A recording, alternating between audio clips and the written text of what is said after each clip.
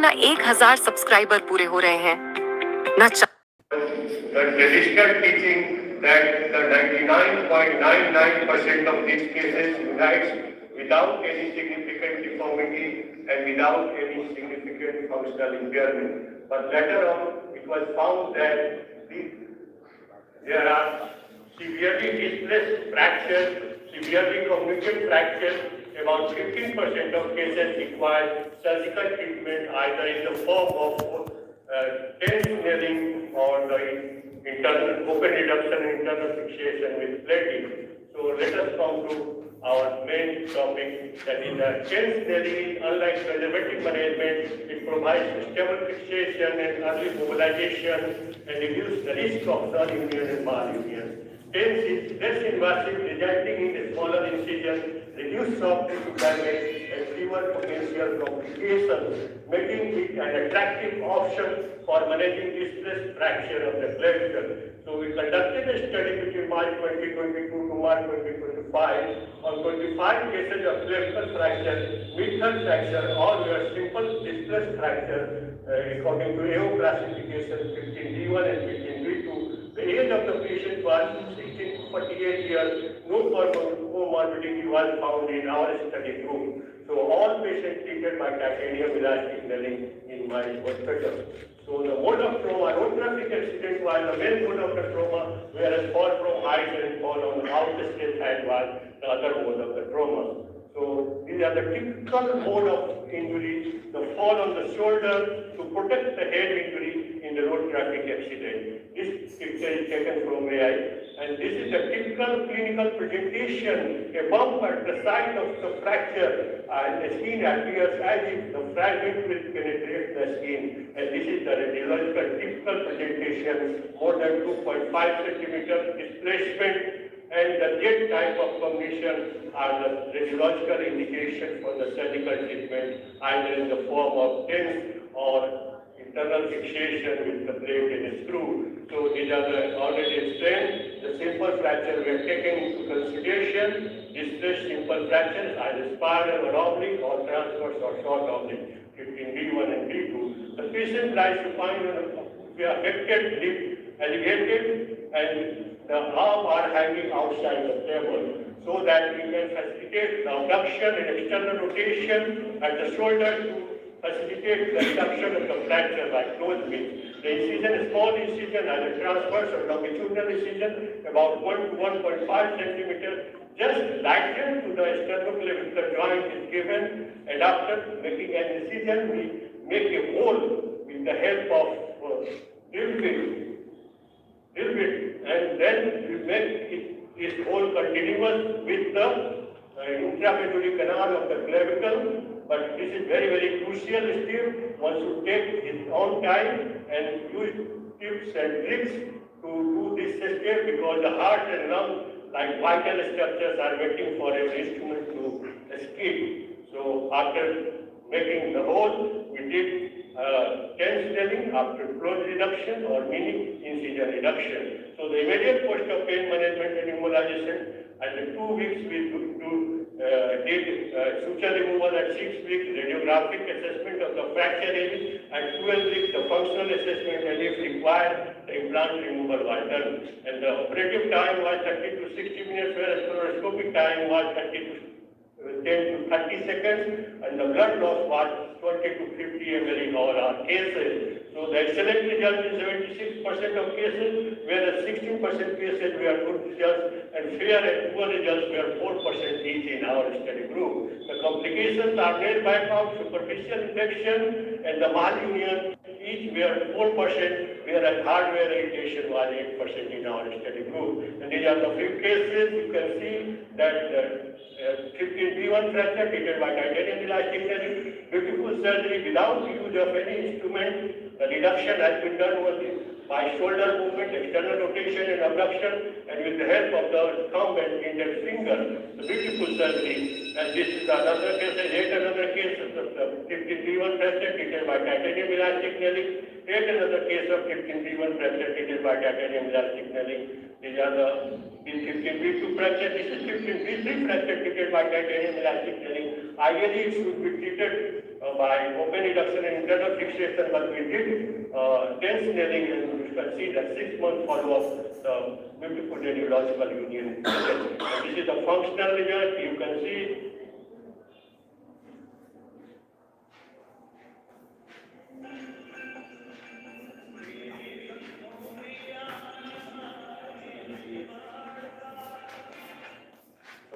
time is less. So the limitation of this study is a small number of cases included in this case, in this study. So the short follow-up period and retrospective design. So a study with large number of population and long duration of follow-up, and prospective study is required to establish this modality of treatment as an attractive option for the treatment of displaced fracture of the take-home message is tense nailing is effective for the clinical fracture with good to excellent outcomes, minimum complication if the patient are selected properly and the technique is performed properly. The further studies are needed to confirm.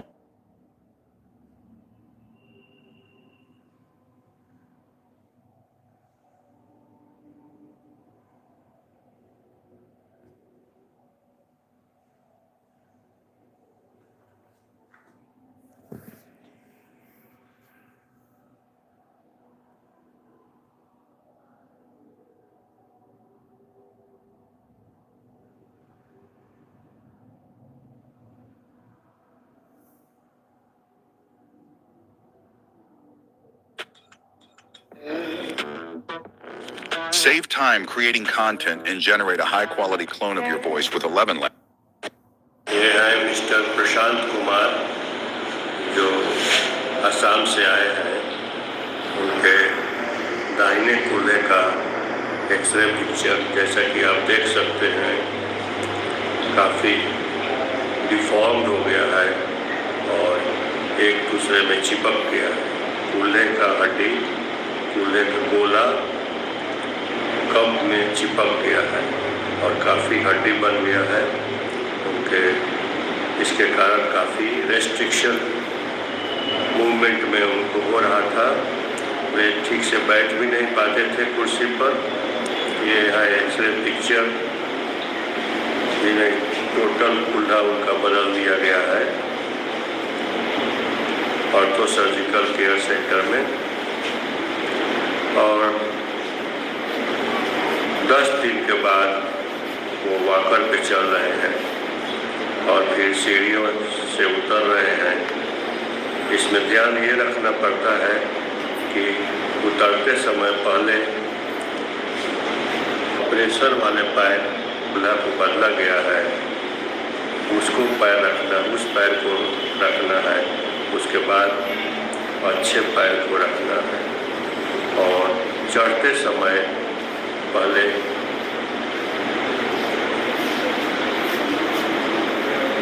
अच्छे पैर को ऊपर रखना है। उसके बाद जिसमें कूल्हा को बदला गया है उसको रखना है।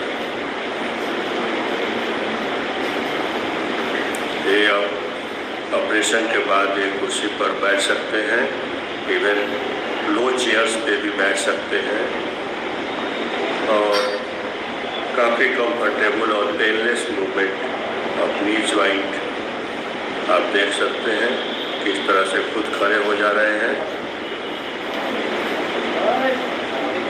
और लो चेयर पर भी आराम से बैठ जा रहे हैं।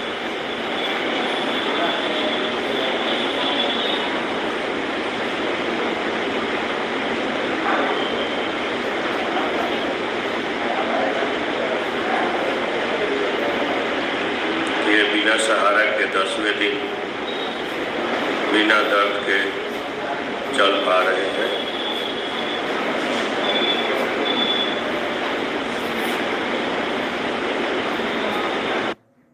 छपरा के डॉक्टर आरसी ठाकुर ने हड्डी फ्रैक्चर के इलाज में क्रांतिकारी तकनीक विकसित कर देश भर में पहचान बनाई है। उनकी तकनीक से 35 लाख रुपए तक का महंगा इलाज मात्र 35,000 में संभव हो सका है।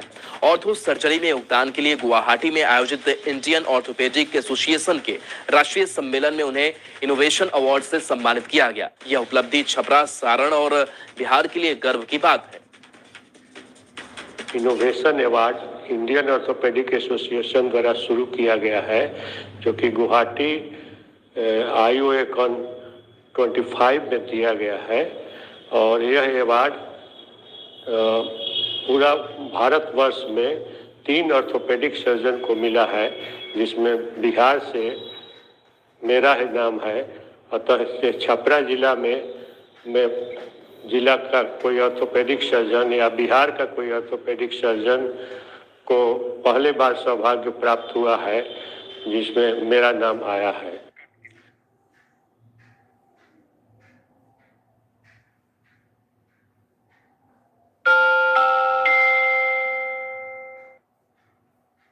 The supine position of the patient with a bump in the interscapular space, in which position I do interlocking nailing of humerus.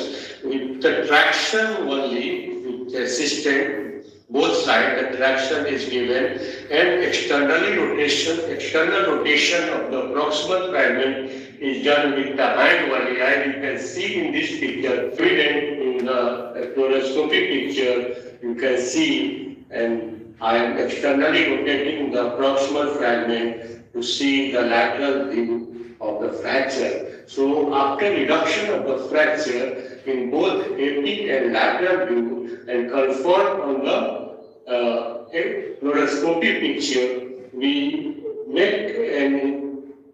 introduce a 2.5 millimeter or 3 millimeter K-wire or Steelman pin percutaneously at the selected entry point, both in AP and lateral view. The entry point is usually in AP view, it is at the point at the junction of the articular and non-articular fracture. And in lateral view, it is in the line with the intramedullary canal.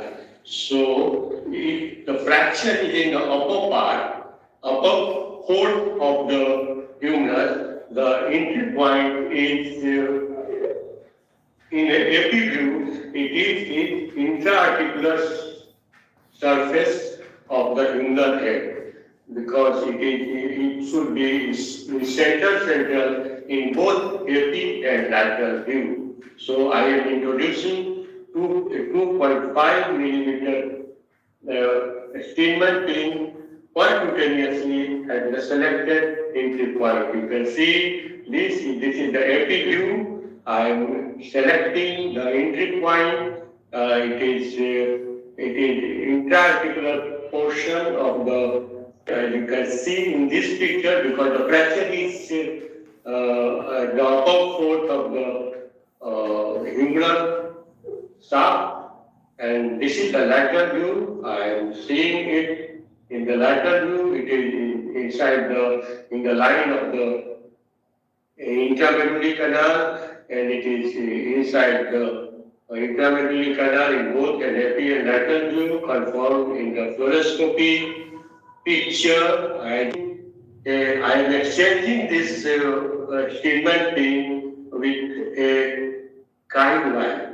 A 2 millimeter kind wire is exchanged for this Steelman pin, 2.5 millimeter Steelman pin, and after making a stand hole, after making a small bend in the rotator cuff, and this is right wire is inside the proximal fragment in the proper position inside the intramedullary canal in both the AP and lateral view, and you can see the fraction is reduced.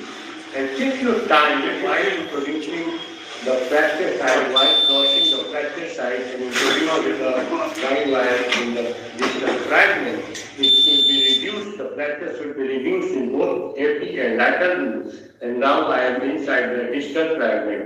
Don't put the guide wire inside the soft tissue and don't try. This is the reading of the intramedullary canal. Serial reading is done first of all with the 6 millimeter reamer, and it is being read, and then the 7 millimeter reamer is used up to the lower end of the humerus. It is about up to the 2 to 2.5 centimeter. Proximal to the 8 millimeter is reamer is being used in this picture, as you can see in epi view, and it is crossing the fracture site. You take the proper time, and the fracture should be reduced while doing reaming, and it should not be in varus and valgus position, and it is inside the distal fragment. As you can see in this picture, the 8 millimeter reamer is inside the distal fragment, is introduced. So after reaming, we introduce a 7 millimeter nail of appropriate size with hand movement only. Don't use electric reamer or hammer. Only the last few centimeters of the nail is introduced by hammering. So it is a well-placed nail up to about 2 to 2.5 centimeters above the alveolar fossa. And now I am deciding where I should put my incision for distal locking. And this is the K-wire position on the skin, put on the skin horizontally, another K-wire vertically overlapping the nail and crossing the hole. So where the both K-wire cross each other, the bisecting point in the middle of the proximal hole, dynamic hole, will be my point of incision in the skin. So after putting about 1 to 1.5 centimeter length skin incision, we do dissection, soft tissue dissection with the fingers or the artificers, and then a 1.5 millimeter K-wire, sharp K-wire is used to make a hole. After making both holes circular, the lower hole circular and relaxing the upper hole, dynamic hole in the blade as much as possible, and this is the 1.5 millimeter K-wire is being put. You see, this is put in angle because the shape of the anterior surface of the distal humerus is triangular, so it should be put in angle. So introducing in near cortex, we do drilling of the distal cortex through this hole, and after drilling, we have put both the screws. You can see in epi and lateral view well-sized screw and well-placed screw inside the hole in both epi and lateral view. So I am putting the proximal screw down. You can see that the nail has been buried about 5 millimeters from the articular surface inside the intramedullary canal. The first screw has been put with the help of the jig and drill sleeve and the sleeve. Both the screws have been put. The well-sized screw you can see, and I am confirming it in oblique view and in lateral view, even along with the jig. You can see that the jig is in place, and still I am confirming it whether it has gone inside the hole properly or not, and well placed to both the screw inside the both hole, well-sized screw in the view and well-placed screw in the lateral view also. So this is the last step. And first of all, I do distal locking because the back hammering of the nail is done when required to reduce the distraction at the fracture site. to eliminate the distraction at the fracture site, and the fracture is compressed. But in this case, there is no distraction at the fracture site, and nail has been buried inside the intramedullary canal about 5 millimeters from the articular surface of the head. So this is the lateral view and AP view of fluoroscopy picture. You can see this is the lateral view, well placed distal screw, well sized distal screw, and this is the AP view, and you can see the final position. There are two skin incisions, one for the entry of the nail and other for the proximal to the screws. So these are the last confirming fluoroscopy picture. You can see the well-placed Morse screw and well-buried nail about 5 millimeters from the articular surface. This is a fracture. You can see there is a communicated fracture. There is no distraction. Okay, thank you. आज मैं आपको intramedullary nailing of long bone of human body के इतिहास के बारे में बताऊंगा।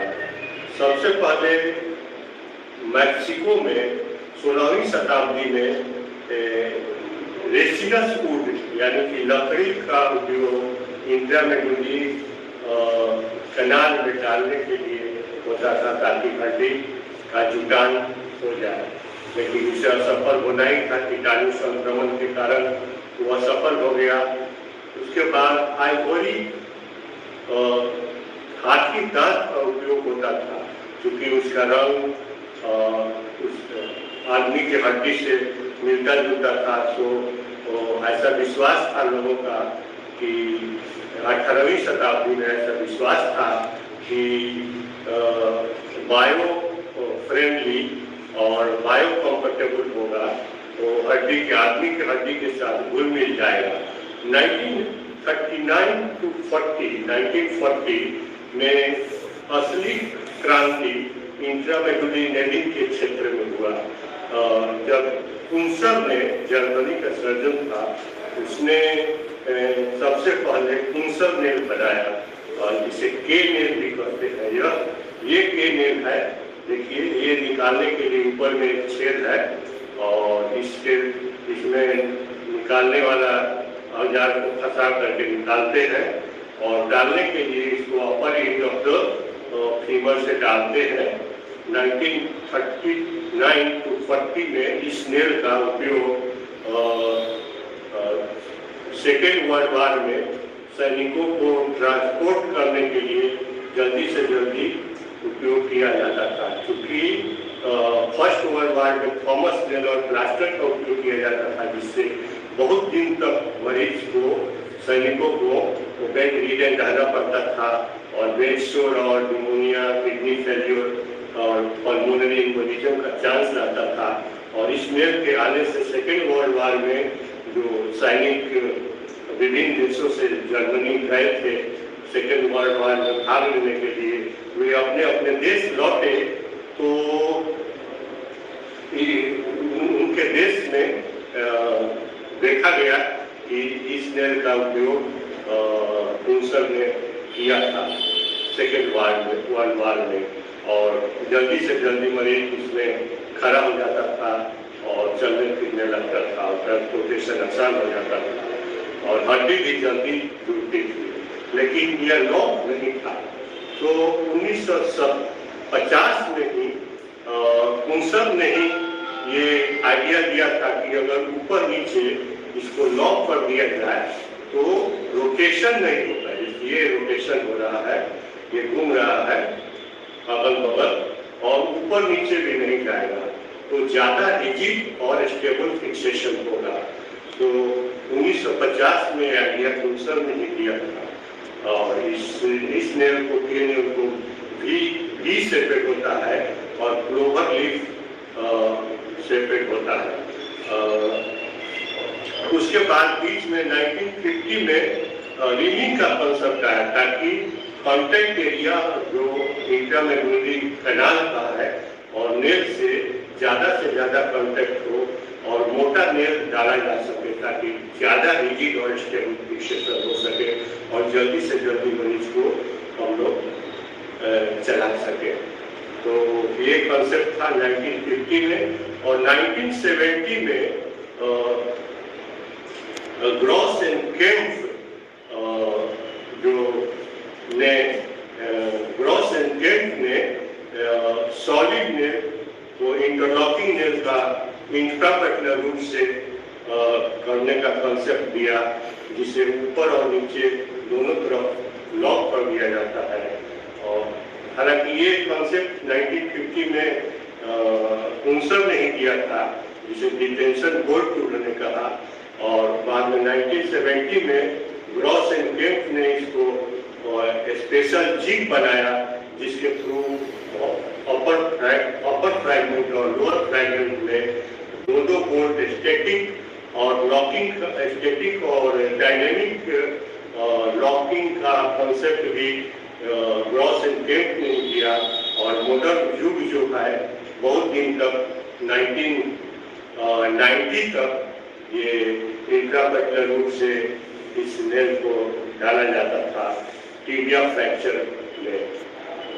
तो उसके बाद फीमर फ्रैक्चर में भी इसको डाला जाता था। ये फीमर नेल है, दो ऊपर छेद है और दो नीचे छेद है। इसको भी जिग के थ्रू लॉक किया जाता था।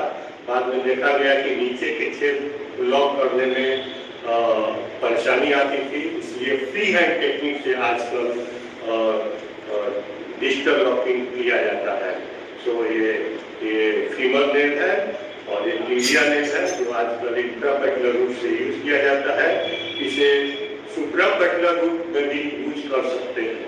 तो upper fourth of the tibia fracture में इंट्रापैटलर रूट से करने से 90 degree flexion of the knee करना पड़ता है।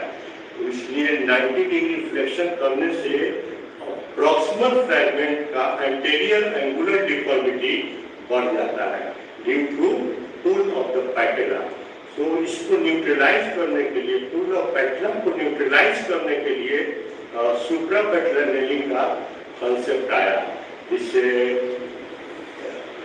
1996 में टोर्नेटा एंड कोलिंस ने ये कॉन्सेप्ट दिया। Semi extended position of the नी में नी के द्वारा अगर नेलिंग किया जाए सुप्रापैटेलर नेल रूट से, तो ये जो डिस्प्लेसमेंट हो रहा है 90 डिग्री फ्लेक्शन करने के कारण इंट्रापैटेलर रूट के द्वारा नेलिंग करने में उसे रोका जा सकता है, क्योंकि वो पैटेलर पुल जो है वो न्यूट्रलाइज हो जाता है सेमी एक्सटेंडेड पोजीशन में रखने से। तो फर्स्ट टाइम टोर्नेटा 2 एंड कोलिंस ने ये कॉन्सेप्ट दिया। बाद में 2012 में एओ ग्रुप ने जॉनसन एंड जॉनसन के साथ मिल करके सुप्रापैटेलर नेलिंग का जो डेडिकेटेड इंस्ट्रूमेंट सेट बनाया, जिग और प्रोटेक्टिव स्लीव, क्योंकि इंट्राआर्टिकुलर स्ट्रक्चर को प्रोटेक्ट करता है, और उसी के थ्रू रिमिंग, गाइड वायर और नेल को डाला जाता है ताकि इंट्राआर्टिकुलर स्ट्रक्चर डैमेज नहीं हो। तो डेडिकेटेड इंस्ट्रूमेंट बनाया एओ ग्रुप ने, जिसे Johnson and Johnson, Smith and Nephew ने बनाया। लेकिन उसमें प्रॉब्लम यह होता था कि ये काफी महंगा था, क्योंकि मल्टीनेशनल कंपनियां बनाती थी और 35 से 40 लाख का इंस्ट्रूमेंट सेट आता था और 35 से 40 हजार का इम्प्लांट का खर्च पड़ता था। तो गरीब मरीजों के लिए छोटे छोटे नर्सिंग होम में इसे यूज नहीं किया जा सकता था, क्योंकि उसका कॉस्ट जो है कॉर्पोरेट हॉस्पिटल वाले ही बियर कर सकते थे। इवन सरकारी हॉस्पिटल में भी, छोटे छोटे हॉस्पिटल में, डिस्ट्रिक्ट हॉस्पिटल में इसे नहीं किया जा सकता था, क्योंकि एक ऑपरेशन के लिए उतना सरकार भी खर्च वहन नहीं कर सकती है, उतना महंगा इंस्ट्रूमेंट। उसके बाद डॉक्टर RC ठाकुर ने, डॉक्टर ठाकुर इनोवेटिव टेक्निक को इनोवेट किया, जिसमें फ्री हैंड टेक्निक से अपर एंड लोअर लॉकिंग किया जाता है और जिग का उपयोग नहीं किया जाता है। और PFN A2 सेट से ड्रॉपर एंड प्रोटेक्टिव स्लिप को यूज किया जाता था, क्योंकि स्पेशल इंस्ट्रूमेंट सेट का लंबाई चौड़ाई, जो dropper and protective slip use किया जाता है, तो उसका लंबाई चौड़ाई और उसका डायमीटर जो होल होता है उसको डालने के लिए, रिंग करने के लिए, तो सेम ही था। तो उसको PFN A2 सेट का dropper and protective slip use किया और एक colour coded tibial nail extractor, tibial intrapatellar route का टिबियल नेल एक्सट्रैक्टर है, जिसे कलर कोडिंग कर दिया गया। इसका 4 फेस है, अपर एंड में 4 फेस है, जिसमें A, B, C, D लिखा गया है। आप कुछ भी लिख सकते हैं, इसमें आप अपने स्टाफ का नाम भी लिख सकते हैं, जैसे मोहन, सोहन, राम, श्याम, कुछ भी लिख सकते हैं। या इसमें हमने A, B, C, D लिखा। अगर A जो है, अगर नेल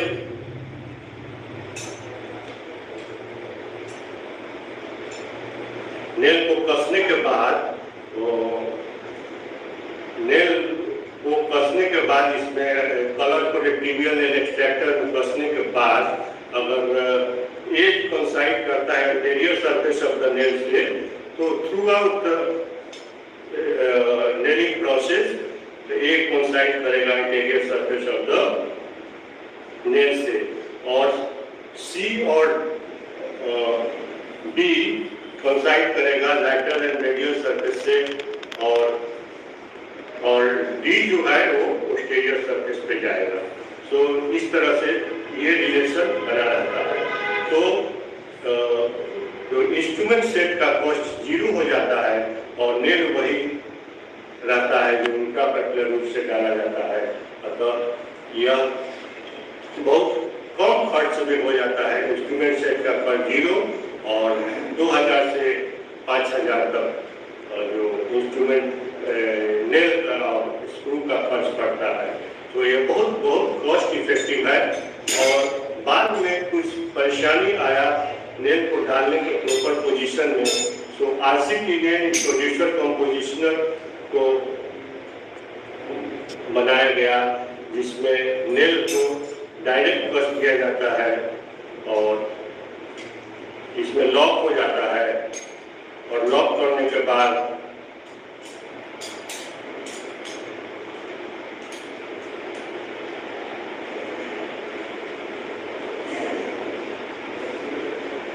लॉक करने के बाद जो है इसको नेल को डालते हैं। Upper level of the collar coding किया जाता है, और इसमें एक बीच में इंस्ट्रूमेंट के बीच में RCT ने प्रोड्यूसर को पोजिशनर में सेंटर में एक होल होता है, जिसमें टॉमी बार लगा करके नेल को पोजीशन में रखते हैं।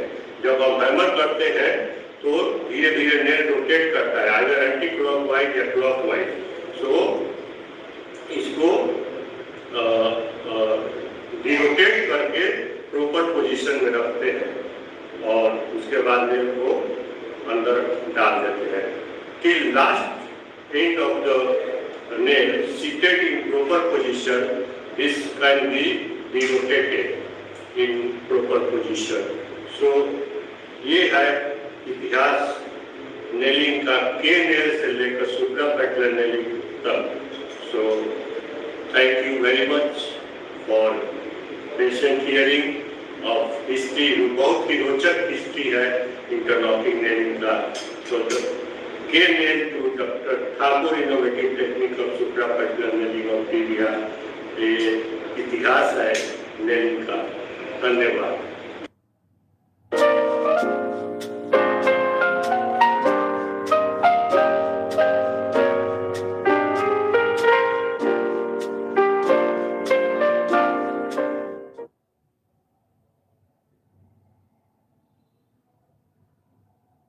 We have a new player in town, True Basics, and today I'm having one scoop of that chocolate whey protein. This glass has around 25 grams protein, about 140 calories. Let's see how much this spikes my blood sugar levels. Let's see what my glucose monitor says. Only 4 mg increase? That's practically zero. I think the result was this low because this particular protein powder has no added sugar in it. This means that this powder is almost all protein. And as we know, protein by itself does not increase blood sugar levels. I love creating awareness around products with clean ingredients, especially those that have been heavily tested, because I have it every day.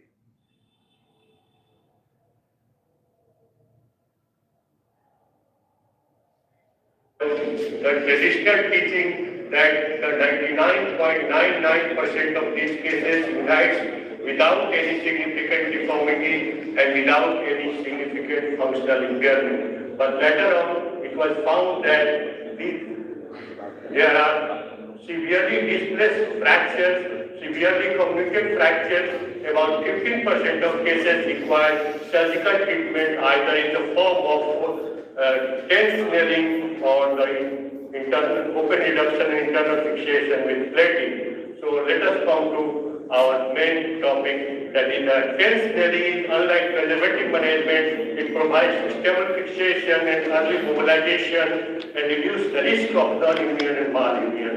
Tense is less invasive, resulting in a smaller incision, reduced soft tissue damage and fewer potential complications, making it an attractive option for managing displaced fracture of the clavicle.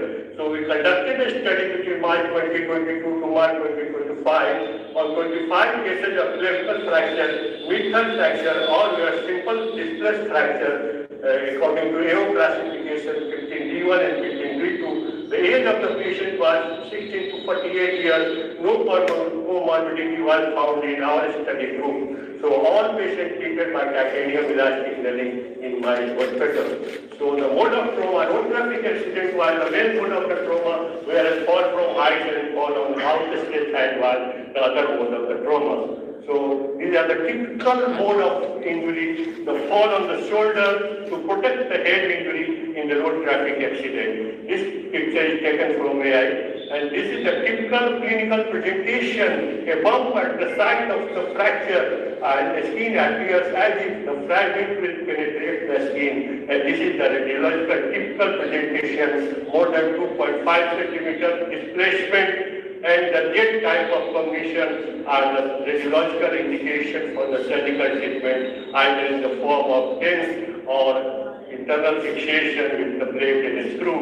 So these are the already explained. The simple fracture were taken into consideration. Or short oblique, 15D1 and D2.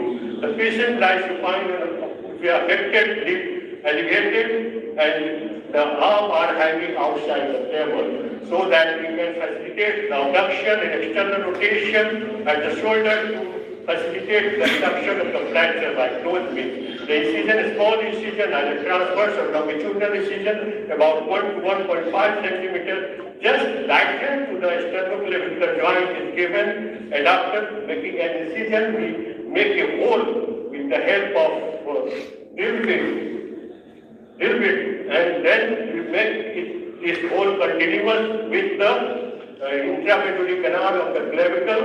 But this is very, very crucial step. One should take his own time and use tips and tricks to do this step, because the heart and lung, like vital structures, are waiting for an instrument to escape. So after making the hole, we did tense nailing after close reduction or mini incision reduction. So the immediate post of pain management and immobilization, at the 2 weeks we did suture removal, at 6 weeks radiographic assessment of the fracture area, and 12 weeks the functional assessment, and if required, the implant removal was done.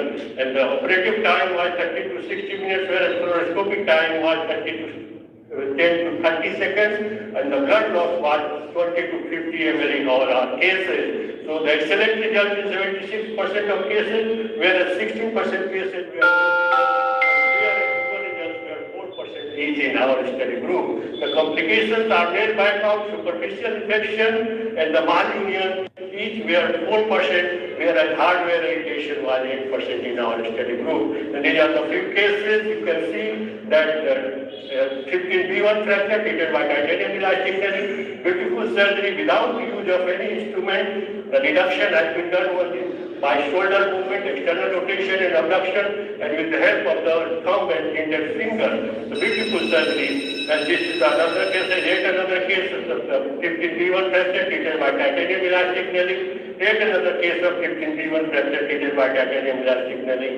These are the 15B2 fracture. This is 15B3 fracture treated by titanium elastic nailing. Ideally, it should be treated by open reduction and internal fixation, but we did tense nailing, and you can see that 6-month follow-up, the beautiful radiological union. And this is the functional result. You can see.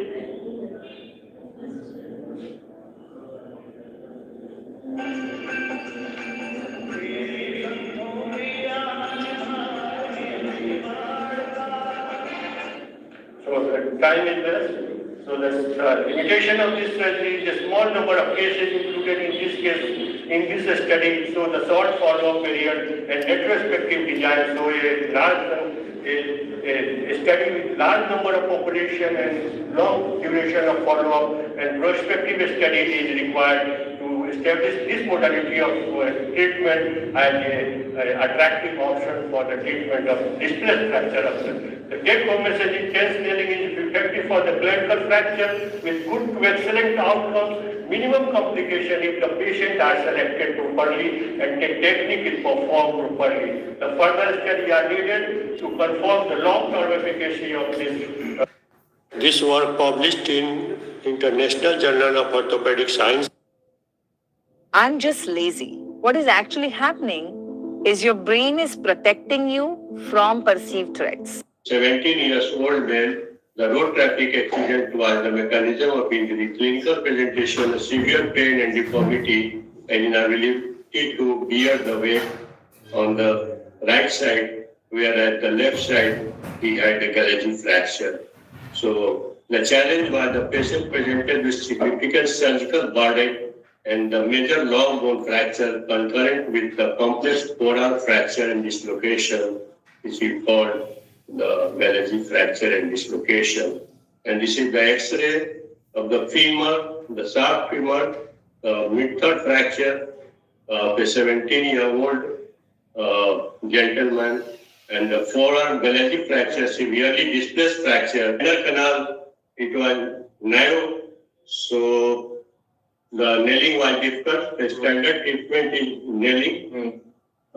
And ideal treatment for this Gallagher fracture is the plating, but I opted nailing, although it was difficult nailing in the both fracture and the slight distraction, the tense nailing for Gallagher fracture, and this is not reported in any literature for the such a severely displaced fracture.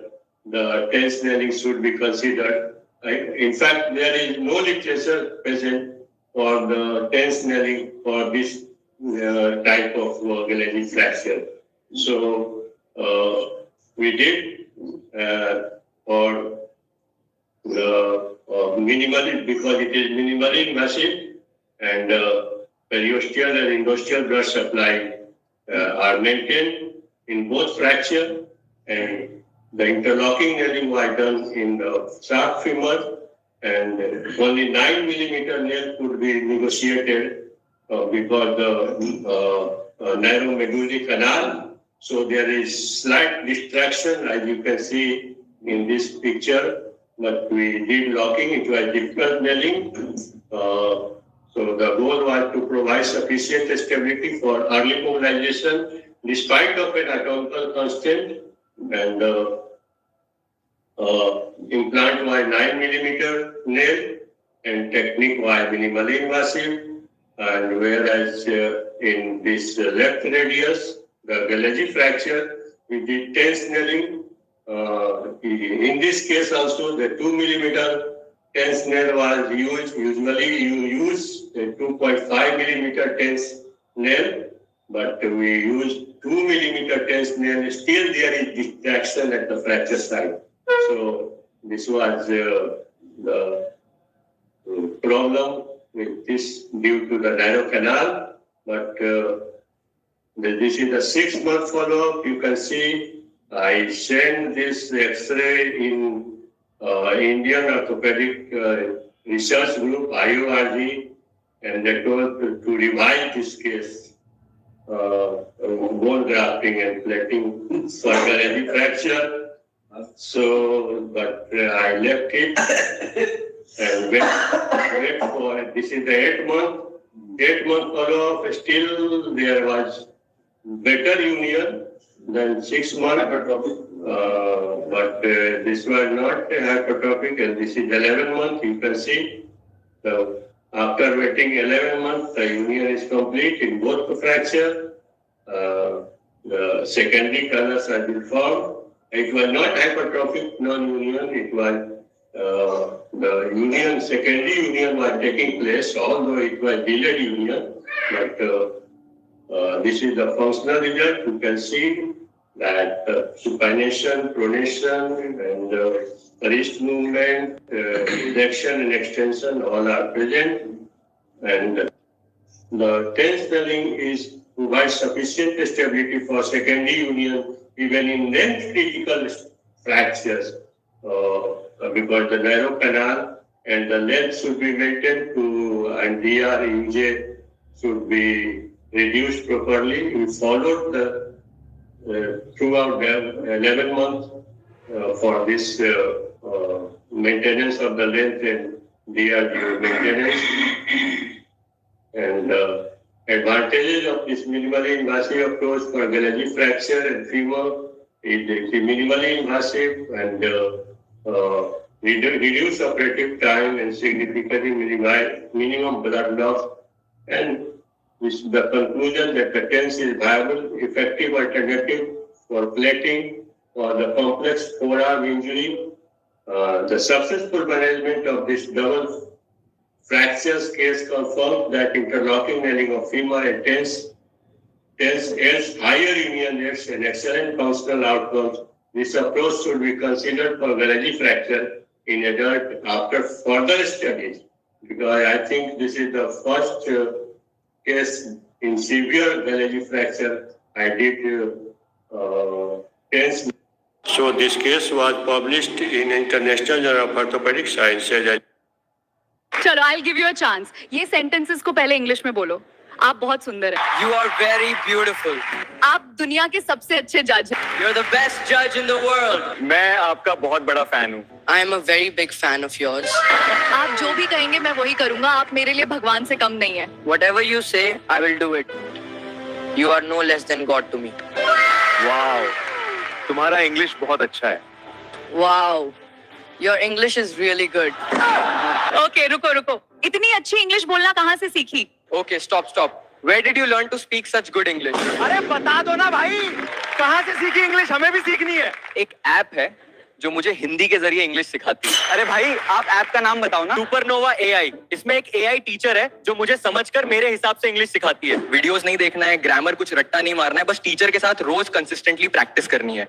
And I can now confidently speak English in front of all of you. आप भी supernova AI download करके सीख लो English. 15 minute काफी है.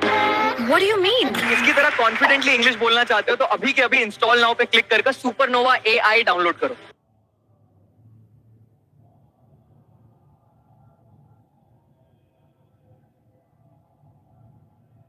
If you are running a business where you are the one who's managing operations, sales, marketing, finances, hiring, and everything else, then let me tell you something. You're not really running a business. Your business is making you run because you've set yourself in a trap called the trap of self-employment.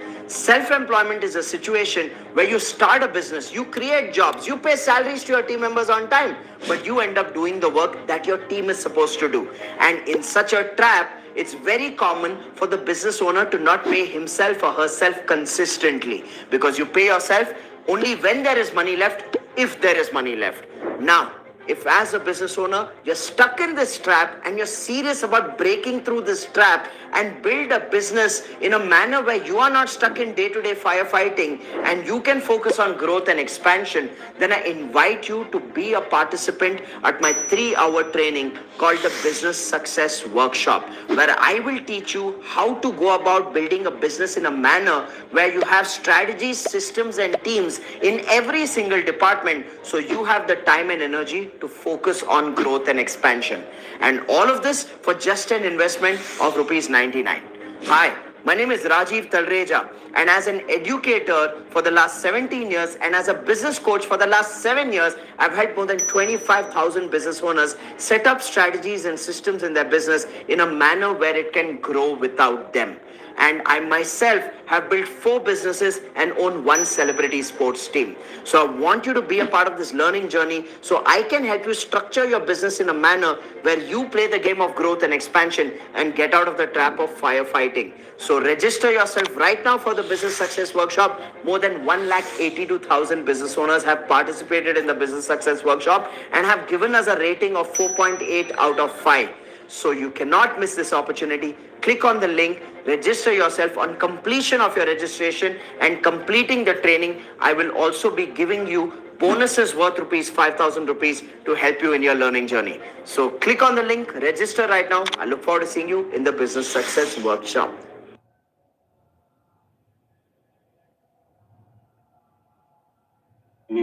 Provide stable fixation and earlier mobilization and reduces the risk of non-union and malunion. Hence, is less invasive, resulting in smaller incision. After the study between March 2020 to March 2025, on 25 cases of the displaced fracture of the clavicle, the age of the patient was 16 to 48 years, and no comorbidity was found in our study group. All patients treated with titanium elastic nail. So the road traffic accident was the main mode of the trauma, whereas the fall from height and the fall on the outstretched hand was the other mode of the trauma. So the typical mode of the trauma, this picture is taken from the AI, and this is a fall on the shoulder to protect the head injury in mode of trauma. And this is the typical presentation, a bump at the fracture site, and the skin appears as if the skin will penetrate the fragment will penetrate the skin. So, and this is the typical radiological picture. You can see the severely displaced fracture, more than 2.5 centimeter, a jet type of fracture, that type of communicate fracture, and the other indication for surgical treatment is the floating shoulder. So these are the typical presentation as well as the radiological presentation and the mode of the injury. And we included the simple fracture only, 15B1 and 15B2 according to AO classification. The 15B1 is a spiral and oblique, whereas 15B2 is a transverse and short of the fracture. So the patient lies supine with affected limb elevated and hanging outside the table so that the reduction can be done by doing abduction and external rotation of the shoulder. So incision is 1.5 centimeter lateral to the sternoclavicular joint, and after making incision, we make a hole with the help of the drill bit or the bone out. But this is a crucial step. One should be very, very cautious because the heart and the lungs are like vital structures are waiting for your instruments to escape. So this is the very crucial step. And then make this hole continuous with the intramedullary canal of the clavicle, and then we did close reduction or mini incision reduction, and then titanium elastic nailing was done after reduction of the fracture. So the post-op protocol or immediate post-op, we did pain management and immobilization of the limb after 2 weeks, the wound inspection and the suture removal at the 6 weeks, the radiological follow-up for the fracture healing, and by 12 weeks, the functional assessment of the fracture healing, and finally, if required, the implant was removed at the 12 week. The 6 month final follow-up was 20 to 50 ml in all our cases. So the post-operative observation, excellent results, 76% of patients, whereas the good results were found in 16% of cases, whereas the 4% was the figure for the fair as well as the poor results. So the complications, the nail bite out, superficial infection, and malunion each had 4% figure, and the hardware irritation was 8% in all our cases. These are few cases.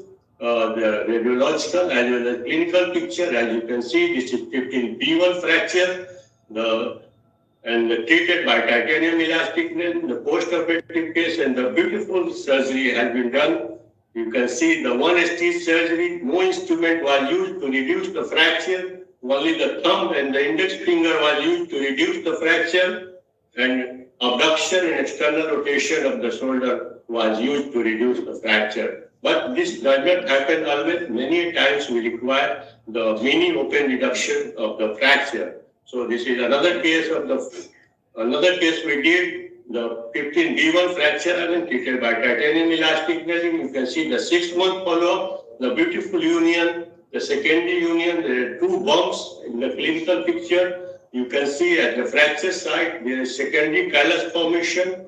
1 bump is due to secondary callus formation, and other at the entry site you can see that there is hardware progress. So this is another case of the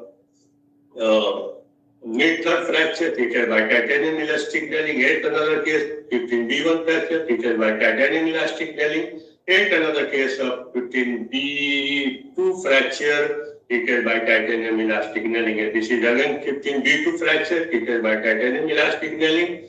And this is 15B3 fracture. Ideally, it should be treated open reduction and internal fixation with the plate and screw. But we did titanium elastic nailing in this case also, and you can see that the beautiful union of the fractures at the 6 month follow-up period. So this is the functional result.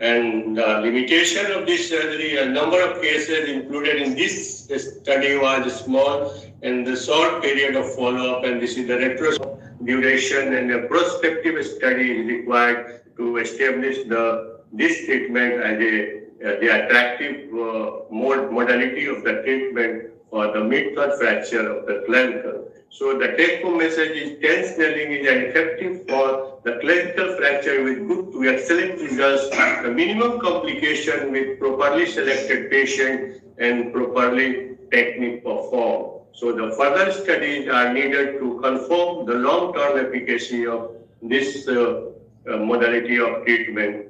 So thank you very much for your patience here. I have been making videos on YouTube for months, but I am not reaching 1,000 subscribers, not 4,000 watch hours, and without monetization, how will the channel earn? Then I found UCO, YouTube Growth Toolkit. It showed me viral video trends, fixed the SEO of my old videos, and suggested the right keywords, so that my videos started reaching the right audience. With the help of UCO, my videos started going viral. The channel has been monetized, and now I'm earning about $3,500 every month. My channel is continuously growing. If you are also unable to monetize your YouTube channel and earn from YouTube, then download the UCO app for free today.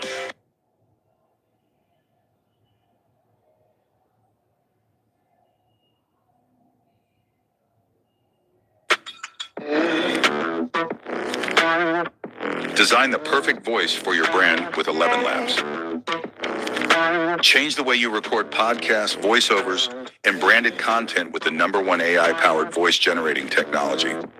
Stop searching for the perfect voice and stop wasting time re-recording take after take. Try 11 Labs for free and start elevating your content today.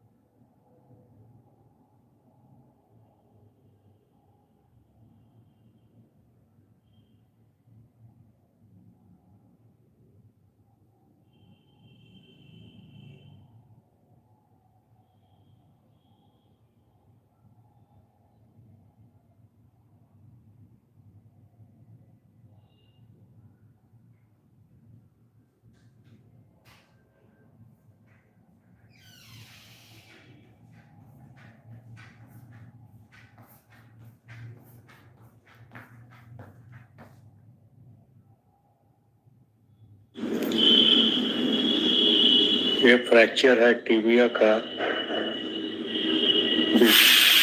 कई भागों में विभक्त है और इसे doctor Thakur innovative technique of suprapatellar nailing of tibia के द्वारा operation किया जा रहा है। इस वीडियो में देख सकते हैं कि गाइड वायर को डाला जा रहा है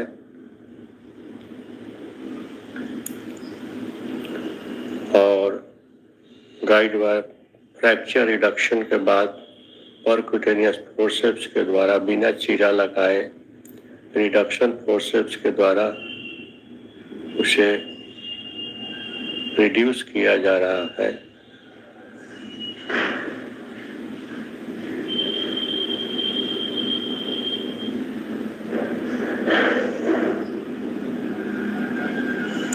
और रिडक्शन के बाद मैलिएबल गाइड वायर को सीआर के मदद से डाला जा रहा है और उसके बाद उसे मेडुलरी कैनाल को रीम किया जा रहा है और रीम करने के बाद नेल को गाइड वायर के सहारे सीआर के मदद से फ्रैक्चर को रिड्यूस पोजीशन में रखते हुए नेल को डाला जा रहा है। एक उचित साइज के नेल को सेलेक्ट करने के बाद उसे डाला जा रहा है। Fracture reduction percutaneous reduction forceps के द्वारा किया गया है।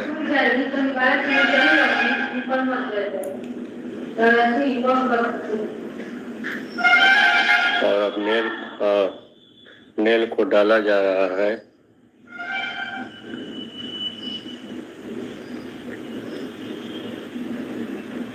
अब नेल को finally lower end of the medullary canal तक डालने के बाद उसे अपर फ्रैगमेंट और लोअर फ्रैगमेंट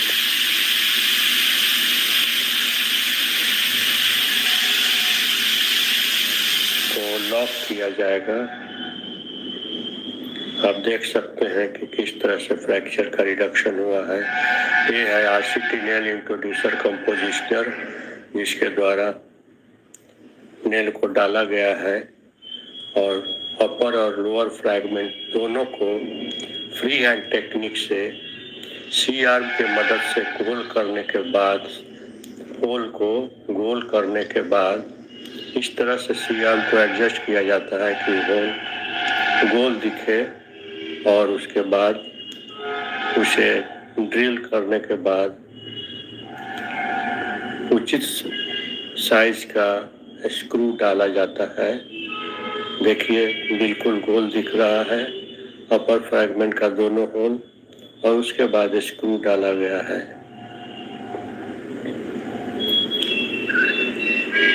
गोल दिख रहा है, स्क्रू डाला जा रहा है, अपर फ्रैगमेंट के लोअर होल में डाला जा रहा है।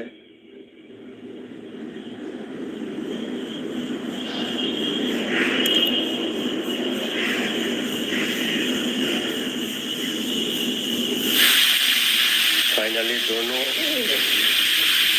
स्क्रू को, उचित साइज के स्क्रू को अपर फ्रैगमेंट में लॉक कर दिया गया है, नेल को,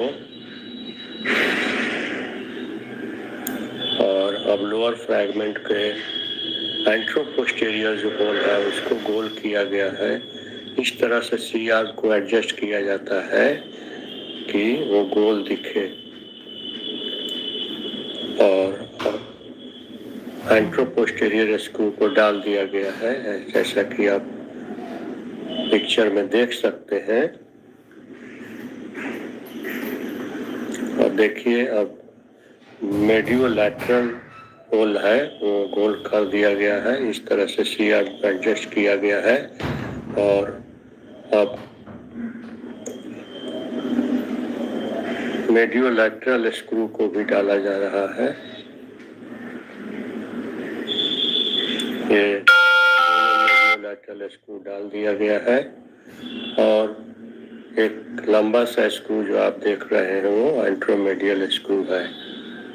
ये तीनों स्क्रू लोअर फ्रैगमेंट में दिख रहे हैं। इस तरह से लॉक किया गया है बिना चीरा लगाए, छोटा छोटा चीरा जस्ट स्क्रू घुसाने के लिए रॉड में। और ये फ्रैक्चर है, आप देख सकते हैं कितना बढ़िया रिडक्शन हुआ है। 3 भाग में टूटा हुआ था। ये 3 लोअर फ्रैगमेंट का स्क्रू है,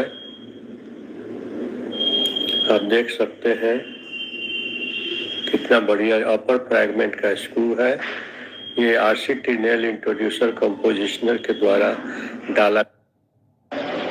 Hello friends, today I am going to give a demo of interlocking nailing in fracture shaft femur lower third in a 72 years old female. This patient sustained this injury due to fall on the ground. Usually this fracture occurs due to high velocity trauma in young adults, either due to road traffic accident or fall from height. But in old age, this may happen in a trivial trauma due to fall on the ground. So let us come to the demo of this surgery. This is the X-ray of the same patient having lower third short oblique type of fracture of the shaft femur. As you can see, in the other limb, the patient has been operated, that is interlocking nailing has been done 4 years back for the fracture of the shaft femur. So this time the patient had come to me for the lower third fracture of the shaft femur or other limb. So let us come to the surgery. First of all, I will make an incision just above the greater trochanter about 2 to 2.5 centimeter diameter, and then after blunt dissection of the tissues, I am introducing a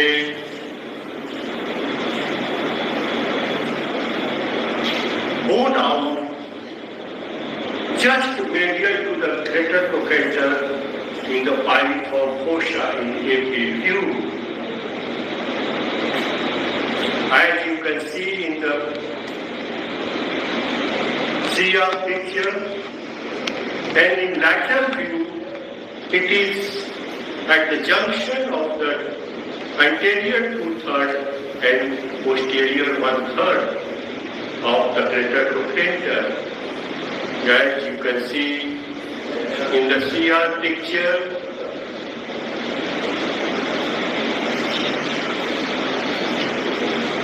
I am having the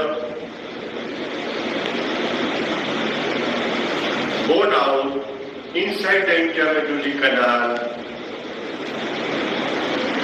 so that it can enter in selected exact entry point. And this is the lateral view. You can see that it is at the junction of the anterior 2/3 and posterior 1/3.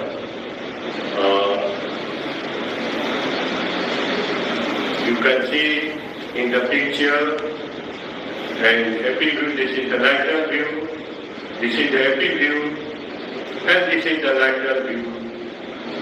Again, I have focused to confirm the entry point.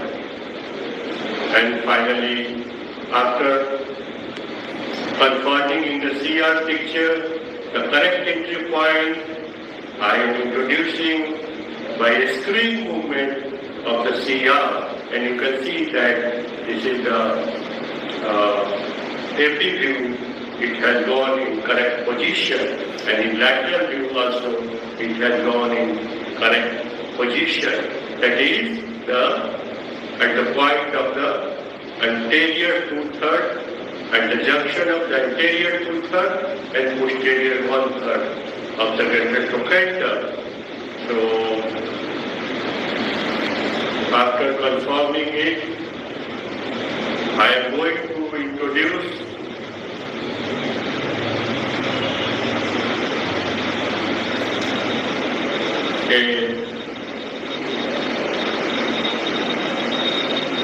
still I am introducing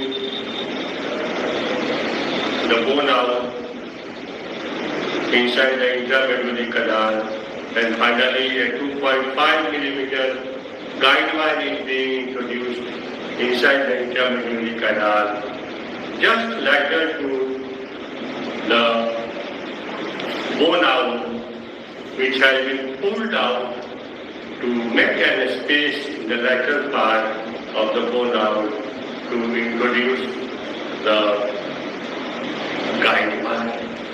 And finally, after introducing the guide wire, we removed this bone out, and then after reduction of the fracture with the help of the F tools, my assistant is holding this fracture in proper position, and the guide wire has been introduced in the distal fragment. And after introduction of the guide wire, we are going to ring the medullary canal with the help of 9 millimeter reamer, and it is being rimmed with 9 millimeter reamer, hand reamer, and it has crossed the fracture, and my assistant is keeping the fracture in reduced position throughout the nailing process with the help of the F tool. During nailing process also, it is kept in reduced position, otherwise there may be malalignment of the fracture.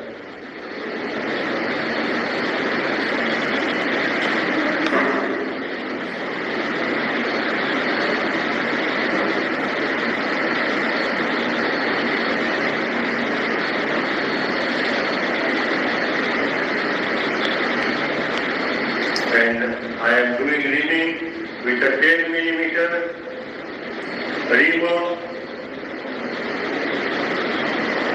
and still my assistant is keeping the fracture in reduced position, and I am confirming on the CR whether the fracture is in reduced position or not. And this is in reduced position, the slightly distracted, but in reduced position, in amplitude, and also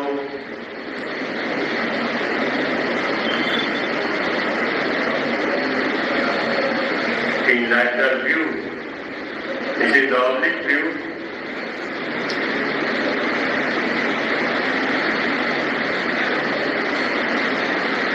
And after performing in the CR, in both views, we did reading up to the lower end of the femur, and finally we removed this fracture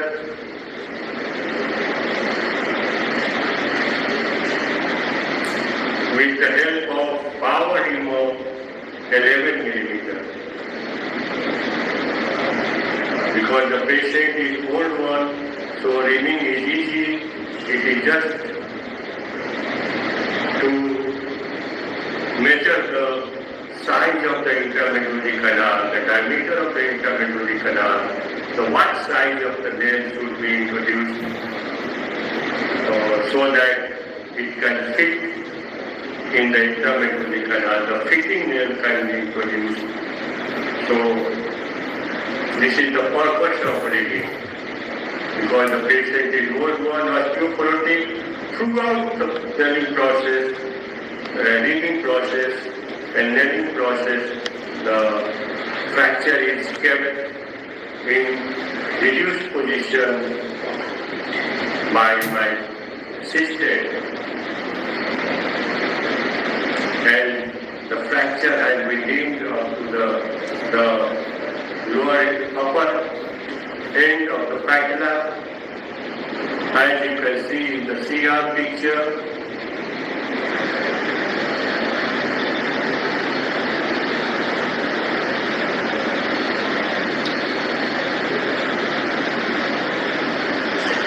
You can see in the CR picture.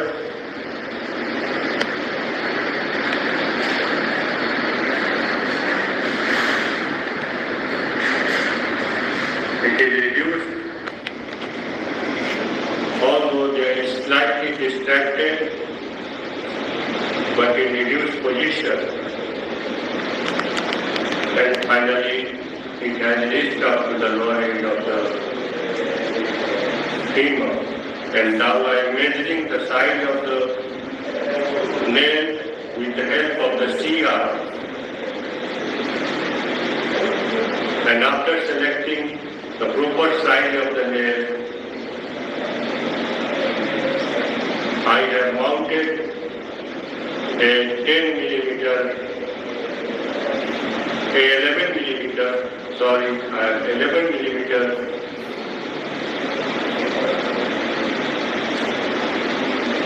nail on cheek, and finally I am hammering the nail inside the intramedullary canal and keeping the fracture in reduced position with the help of my assistant, so that the malalignment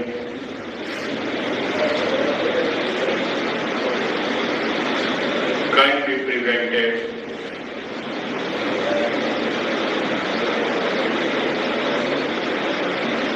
And finally, I have introduced the appropriate size then up to the upper pole of the patella, which is good position, the fracture is reduced in both view, in the oblique view and left view and lateral view.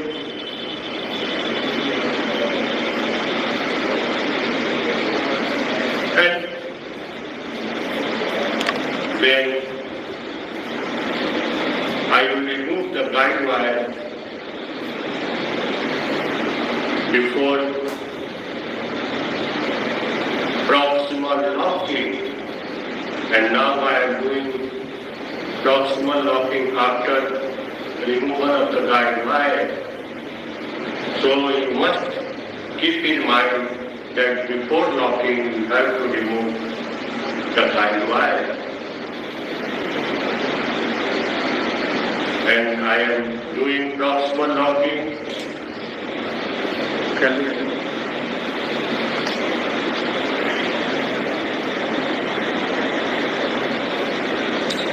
The proximal hole in the proximal fragment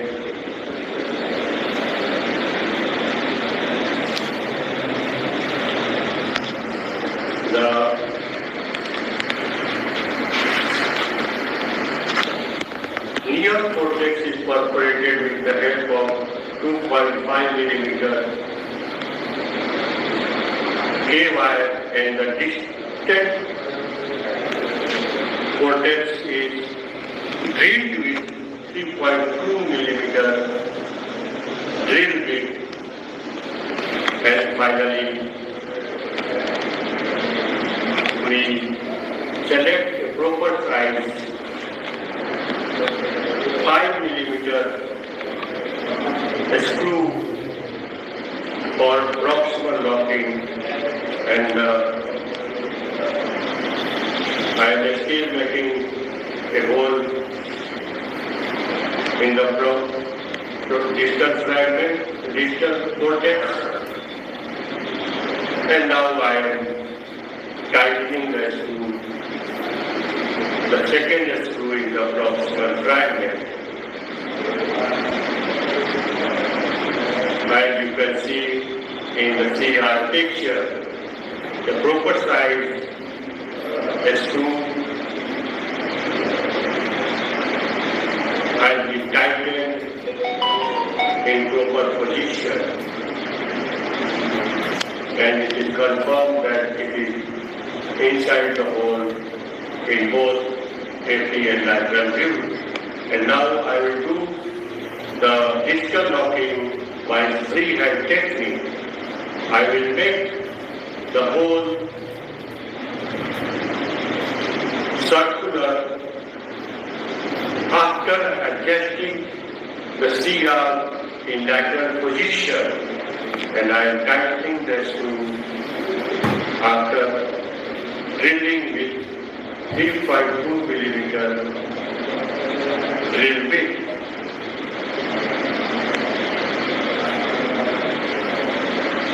As you can see in this picture,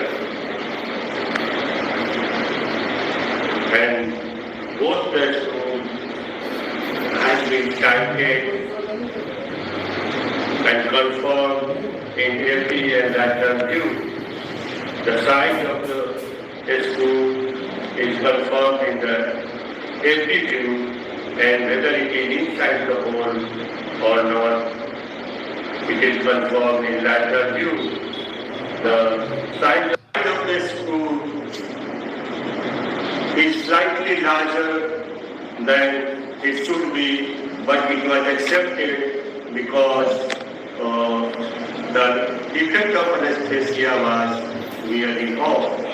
So it was accepted, and you can see that both in FT and lateral view, both proximal as well as the distal screw are in place and in proper position. And now I am going to close the wound after forceful wash of the wound so that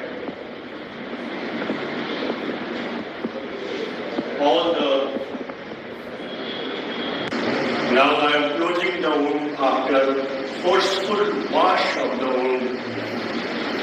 Now the wound has been closed.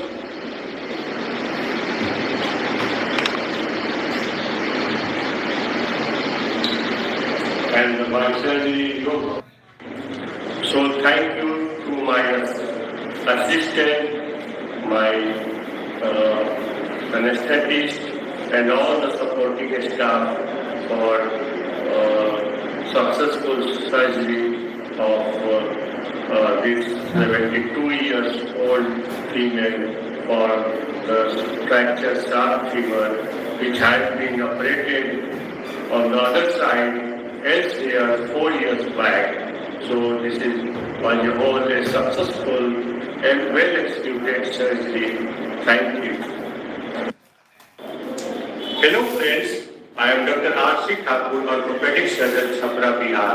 Today I will give a demo of PFN A2 surgery for an osteoporotic patient for intertrochanteric fracture of the femur. The design of the spiral blade provides a stable fixation of this fracture and we can make mobile our patient. So today let us come to the surgery. This is the X-ray of 72 years male having osteoporosis with a fracture of the intertrochanteric on a stable type.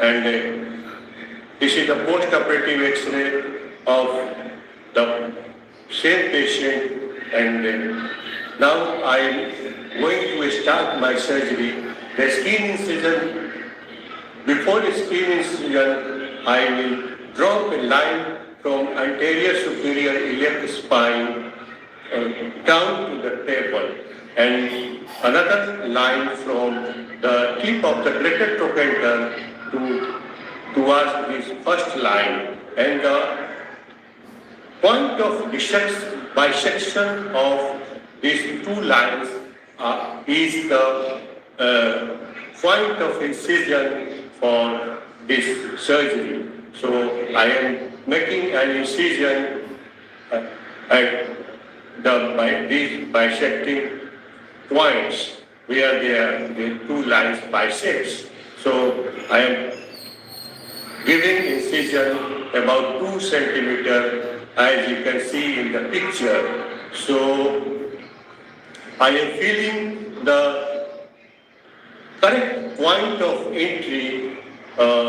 It should be at the junction of the anterior 2/3 and posterior 1/3 in lateral view, and in epi view it is just medial to the greater trochanter in the piriform fossa. So I am feeling with my fingers the correct entry point.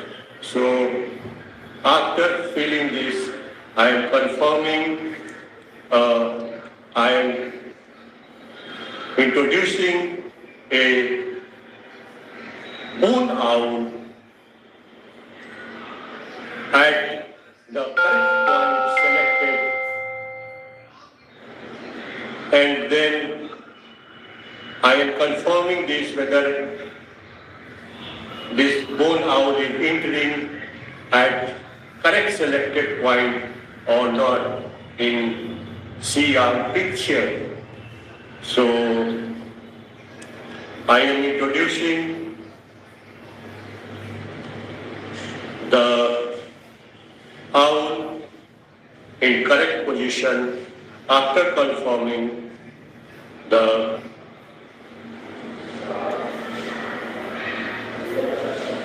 entry point in CR picture, both in epi and lateral view.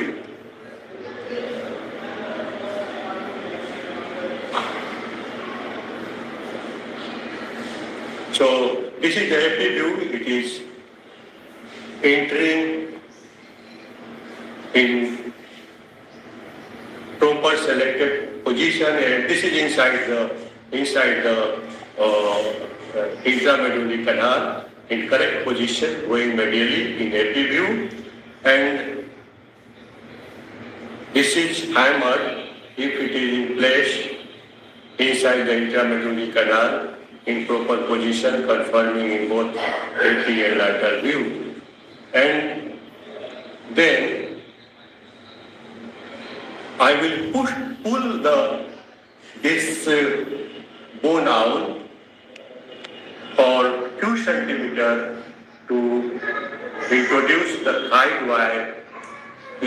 The depression or groove present in the lateral side will guide this guide wire inside the hole,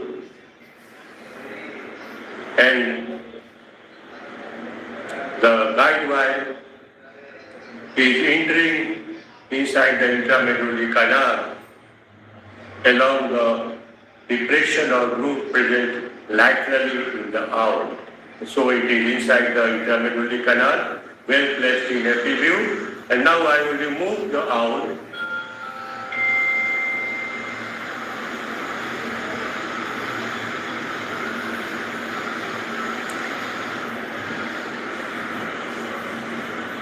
So I have removed the owl, and I'm doing reading of the medullary canal. In the osteoporotic patient, the reading is not required. This is for the measuring the size of the intramedullary canal, diameter of the intramedullary canal, to select the correct size of the PFN A2 nail. So, but this is for measuring the intramedullary canal, and I am reaming by number 10 and then number 11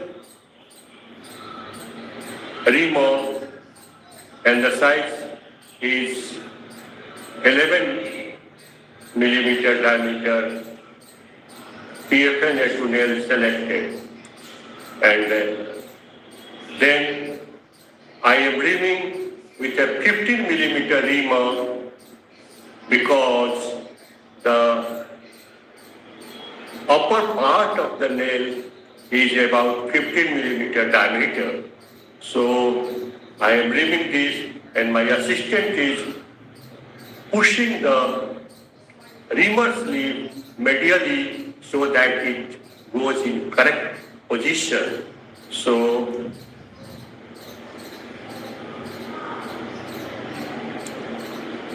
it has been reamed with 15 millimeter reamer, and now I am introducing the nail of selected size, and I will hammer the reamer with the help of supine drive. I am hammering the nail inside the intramedullary canal so that the hole present in the nail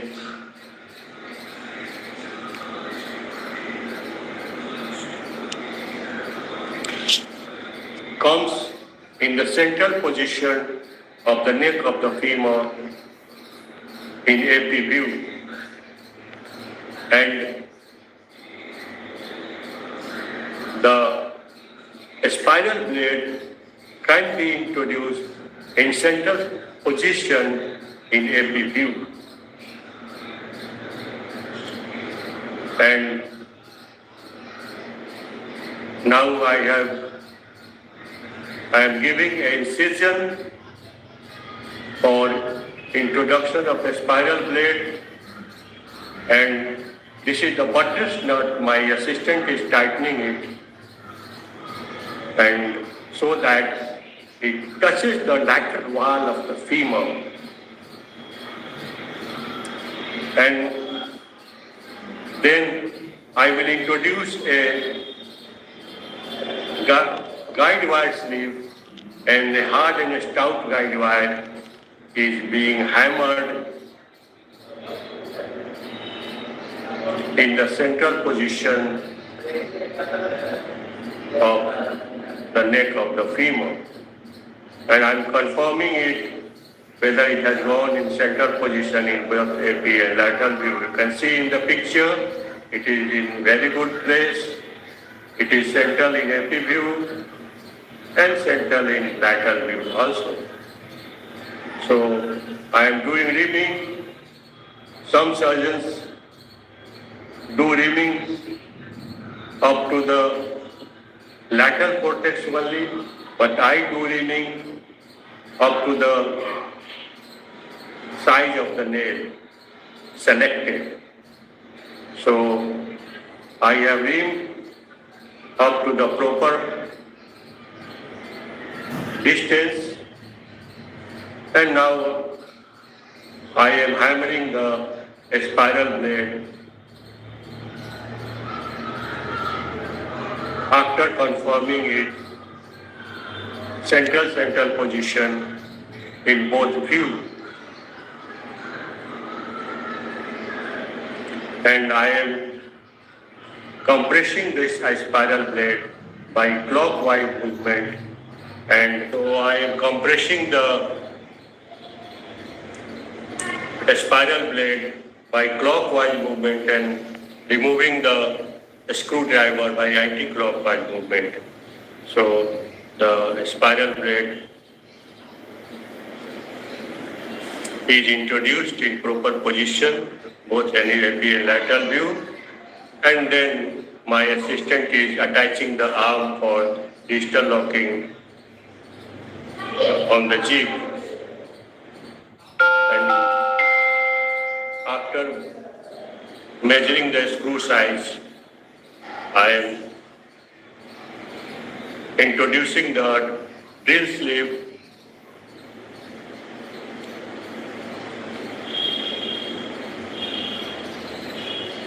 for drilling the cortex for distal locking.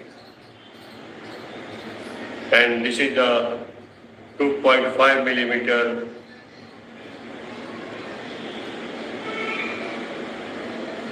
guide wire.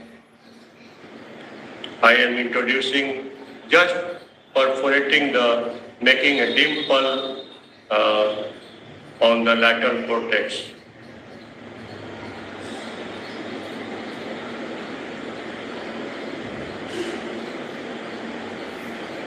I am hammering this hard and stout guide wire in the lateral cortex. And after confirming it, in CR picture, I am drilling with the power drill both lateral and the first cortex is drilled, and now second cortex is also drilled. And now I will put a selected size of a screw for distal locking. I am measuring this on the CR.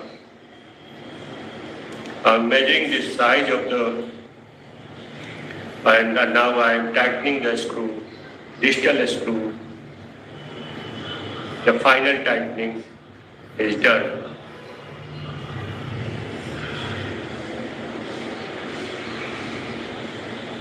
Confirming in CR picture.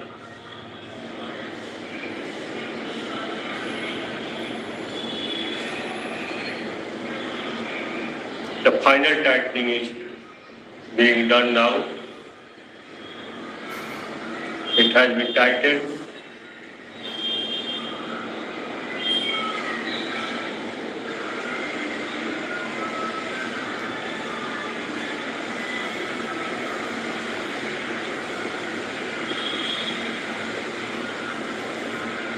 And now my surgery is over, and this is the happy view. You can see that it is in good position, and this is the lateral view of distal screw.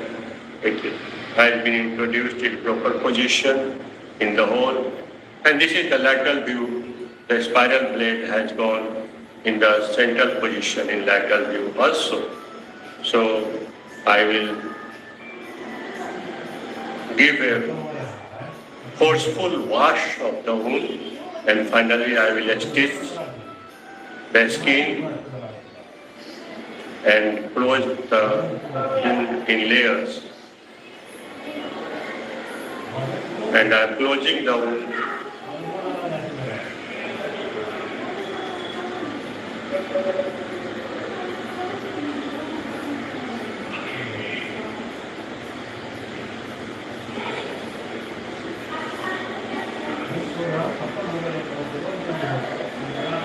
And wound has been closed.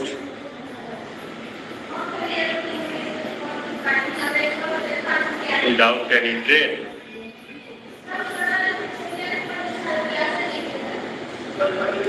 And I will mobilize this patient on second post-operative day. This surgery is well indicated for the osteoporotic patient with an unstable type of intertrochanteric fracture, because the very design of the spiral blade provides a stable fixation, and we can mobilize the patient from second post-operative day. So this is the lateral view, and this is the AP view post-operative. So thank you everybody. My anesthetist, my assistant, my supporting staff. I think this is the well-rescue facility for an old osteoporotic patient, for unstable type of intertrochanteric fracture. We can make this patient mobile from second post-operative day, which is usually required. Although this was not a very displaced fracture, but to make the patient mobile, we planned this surgery for this patient. Thank you everybody. Hello friends, I am Dr. RCT Ortho, orthopedic surgeon, Chhapra, Bihar. Today I am going to present my innovative work named Dr. Thakur Innovative Technique of Suprapatellar Nailing of Tibia. Tibial fractures are most common among the long bone fractures in human body. These are usually caused by high energy trauma like fall from height.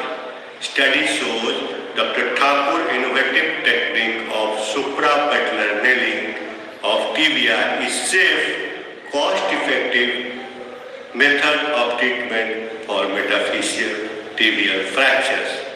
Intramedullary nailing technique is the treatment of choice for diaphyseal fracture of tibia in adults.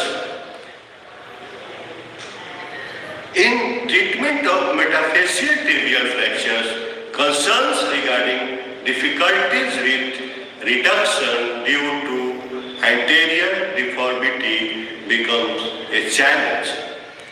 Suprapatellar nailing becoming popular choice for treating metaphyseal fractures. It is highly specialized surgery and requires very highly specialized instruments, sets and implants that tends to be very costly. Dr. Thakur innovative technique of suprapatellar nailing of tibia delivers 100% satisfactory union of fracture in safe and cost-effective way. No special instrument or jig are required. A protective slip and a trocar can be used from PFN A to Z, and color-coded infrapatellar tibial nail extractor can be used to introduce the nail in proper position. Between March 2020 to March 2021, Dr. Thakur innovative technique of suprapatellar nailing of tibia conducted on 25 patients to fix their tibial fractures.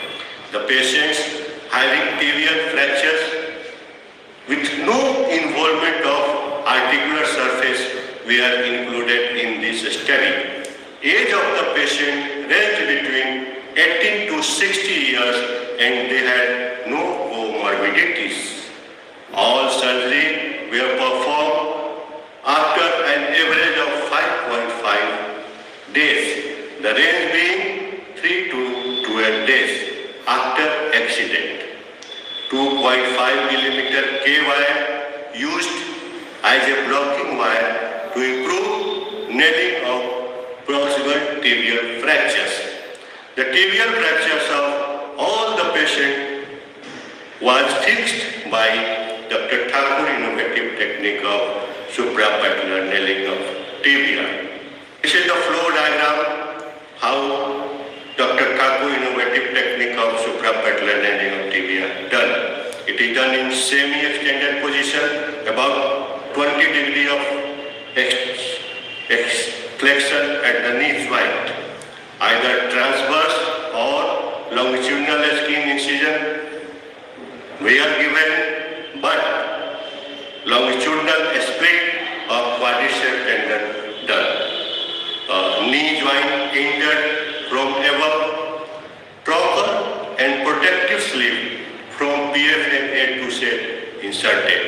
Entry point is just medial to the lateral tibial spine.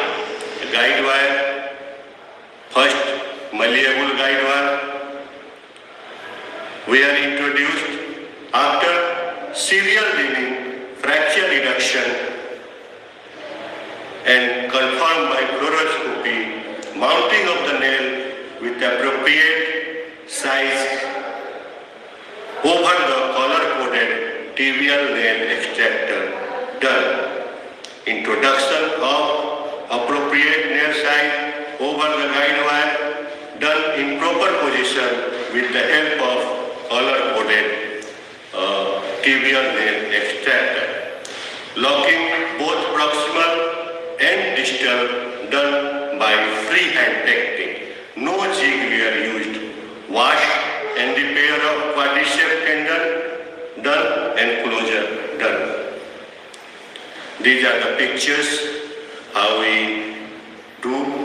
did our cases by Dr. Thakur innovative technique. These are the instruments, the color-coded tibial nail extractor, protective sleeve from PFNA to set, trocar and malleable guide wire and stout and hard guide wire. Reamer, these are the passage of sleeve, trocar and hard guide wire in the retropatellar space in AP and lateral view. Passage of reamer over the guide wire after percutaneous reduction with the reduction forceps in AP view, and this is in lateral view. Nail entry over the guide wire and nail entry in distal fragment in AP view. Nail entry in distal fragment in lateral view, and then both locking screw introduced in proximal fragment. In AP and lateral view, all the three screws introduced in operative time was in this study 80 plus minus 10 minutes. Range was 65 to 110 minutes. Average fluoroscopy during surgery was 38.5 plus minus 6.5 seconds. The range being 10 to 50 seconds. The average time of union fracture was 8 weeks after surgery, with fracture healing time was 12 weeks. Average hospital stay was 10 to 12 days. All patients followed up after 2, 3, 6 and 12 weeks. APL lateral view, post-op, X-ray picture, APL lateral view. This is third case of fracture of upper third tibial fractures, APL lateral view, post-op, and this is the clinical pictures, 3 weeks follow-up. Okay. Fourth case, pre-op X-ray, upper metaphyseal fracture of tibia, and this is the post-op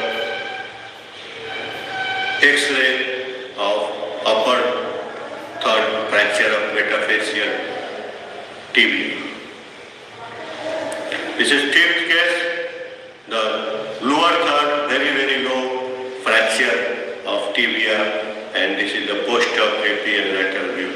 This is the clinical picture 3 weeks after the surgery.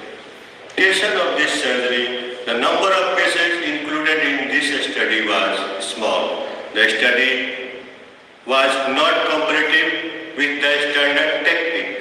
The status of cartilage over the patella and trochlea post-surgery has not been evaluated. Thus, furthermore study with larger population and long follow-up time is required to compare this innovative technique with a standard technique of suprapatellar nailing. In this technique, fluoroscopy time was slightly more than the standard technique because both distal and proximal locking were done by freehand technique. Finally, friends, this innovative technique is very cost effective. In fact, no cost is incurred for this suprapatellar technique. Whereas the standard instrument sets are very costly. This technique can be adopted in smaller and medium class orthopedic hospital. If the only disadvantage of this technique is the slightly more radiation occurs because the locking both proximal and distal are done with freehand technique.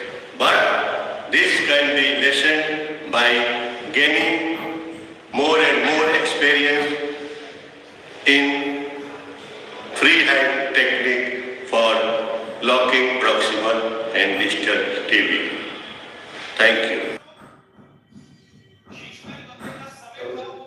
The number one myth is interlocking nailing of humerus will severely impair the shoulder function due to rotator cuff damage. The reality is, with proper technique and entry point, the rotator cuff damage can be minimized and shoulder function can be preserved. So the myth number 2 is there is always chance of radial nerve injury as it is a complication for the interlocking nailing of humerus. It is not a complication for the open reduction and internal fixation for plating. So it is, yes, it is, there is risk of radial nerve injury when the fracture is at the spinal groove. There is chance of the radial nerve injury, but in the rest of the part, if the fracture is in the rest of the part of the humerus, there is minimum chance of the radial nerve injury when the instruments like the guide wire, remote, and the nail is introduced after proper reduction of the fracture in the distal fragment. Both AP and lateral view, the fracture is reduced properly. Only then these instruments are introduced inside the distal fragment. And don't allow your instrument to wander inside the soft tissue. So these are the two myths which is associated with interlocking nailing of humerus, and other two controversies whether which position of the patient should be used for the interlocking nailing of humerus. There are three positions. Number one, supine position. When it is used, it is comfortable for the anesthesia point of view as well as the surgeons.